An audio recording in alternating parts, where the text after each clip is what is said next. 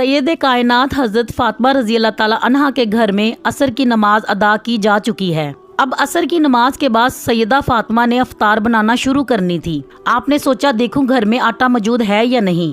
آپ نے دیکھا گھر میں صرف 4 روٹیوں کا آٹا موجود ہے اور گھر میں شیر خدا کے علاوہ ننھے امام حسین، حضرت امام حسن بھی روزے سے ہیں۔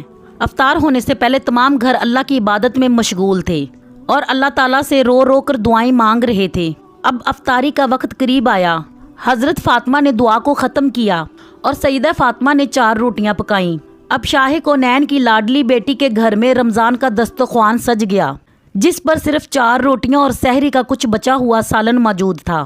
اب سیدہ فاطمہ نے ان کے حصے کی ایک ایک روٹی ان کے سامنے رکھ دی اور روزہ افطار ہوا۔ حضرت علی، حضرت حسن، حضرت حسین نے اپنے اپنے حصے کی روٹی کو ختم کیا۔ اب سیدہ فاطمہ نے اپنے حصے کی آدھی روٹی کو کھایا اور ایک لمحے کے لیے کچھ سوچا۔